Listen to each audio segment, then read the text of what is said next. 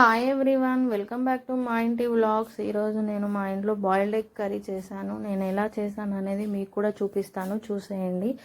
ముందుగా స్టవ్ వెలిగించుకొని ఒక ప్యాన్ పెట్టుకొని అందులో 3 స్పూన్స్ ఆఫ్ ఆయిల్ వేసుకొని బాగా వేడయ్యాక మసాలా ఐటమ్స్ యాడ్ చేసుకోవాలి. కొంచెం చాజీరా, లవంగాలు, కస్తూరి మెంతి, చెక్క, ఇలాచి ఇవన్నీ వేసుకొని బాగా వేయించాలి.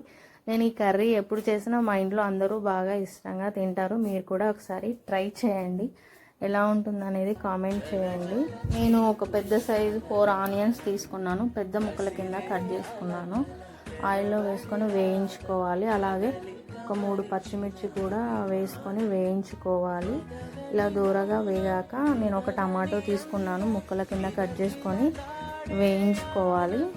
ఇలా ఒక 60% వేగే వరకు వేయించుకొని కాసేపు మూత పెట్టి ఒక 3 మినిట్స్ అలా వదిలేయాలి. లాస్ట్లో కొద్దిగా కొత్తిమీర వేసుకొని కలిపేసుకొని దించి పక్కన పెట్టేసుకోవాలి. ఇదంతా మనం గ్రైండ్ చేసుకోవాలి, మెత్తటి పేస్ట్ లాగా చేసుకోవాలి కాబట్టి చల్లారాలి ఇదంతా. అందుకోసమే స్టవ్ మీద మరో ప్యాన్ పెట్టుకొని ఆయిల్ వేసుకొని బాయిల్డ్ ఎగ్స్ వేసుకోవాలి. బాయిల్డ్ ఎగ్స్ వేసుకొని కొంచెం పసుపు, కొంచెం ఉప్పు, కొంచెం కారం, కొంచెం అల్లం వెల్లుల్లి పేస్ట్ ఇవన్నీ వేసుకొని ఒకసారి బాగా కలుపుకోవాలి. బాయిల్డ్ ఎగ్ ఎప్పుడు చేసుకున్నా కూడా మనం ఇలా చేసుకుంటే చాలా టేస్టీగా ఉంటుంది కర్రీ. నేను ఎప్పుడు చేసినా కూడా ఇంట్లో ఇలానే చేస్తాను, మీరు కూడా ఇలానే చేయండి, చాలా బాగుంటుంది. ముందుగా ఆనియన్స్ అన్నీ పక్కన పెట్టేసుకున్నాం కదా, అవి చల్లారాయి. అవన్నీ ఒక మిక్సీ జార్లోకి తీసుకొని మెత్తటి పేస్ట్ లాగా చేసుకోవాలి. ఇలా పేస్ట్ లాగా చేసుకున్న తర్వాత మళ్ళీ స్టవ్ వెలిగించుకొని 3 స్పూన్స్ ఆఫ్ ఆయిల్ వేసుకొని పేస్ట్ అంతా అందులో వేసేసుకొని బాగా కలుపుకోవాలి. పచ్చి వాసన పోయేంత వరకు వేయించుకోవాలి. కొంచెం పసుపు వేసుకొని కలుపుకొని మూత పెట్టుకొని అలా వదిలేయాలి ఒక 2 మినిట్స్. తర్వాత కొద్దిగా 2 స్పూన్స్ ఆఫ్ కారం వేసుకొని కలుపుకోవాలి.